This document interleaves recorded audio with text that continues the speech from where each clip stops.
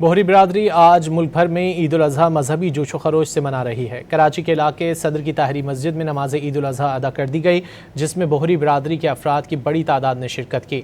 नमाज ईद के बाद सुन्नत इब्राहिमी की अदायगी के लिए कुर्बानी का सिलसिला शुरू कर दिया गया है। इस मौके पर सिक्योरिटी के खुसूसी इंतजाम किए गए। बोहरी बिरादरी आज मुल्क भर में ईद उल अज़हा मजहबी जोशो खरोश से मना रही है। कराची के इलाके सदर की ताहरी मस्जिद में नमाज ईद उल अज़हा अदा कर दी गई, जिसमें बोहरी बिरादरी के अफराद की बड़ी तादाद ने शिरकत की। नमाज ईद के बाद सुन्नत इब्राहिमी की अदायगी के लिए कुर्बानी का सिलसिला शुरू कर दिया गया है।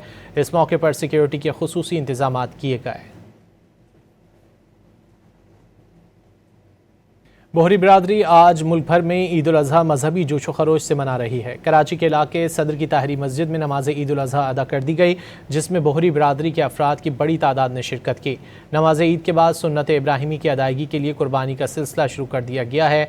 इस मौके पर सिक्योरिटी के खुसूसी इंतजाम किए गए।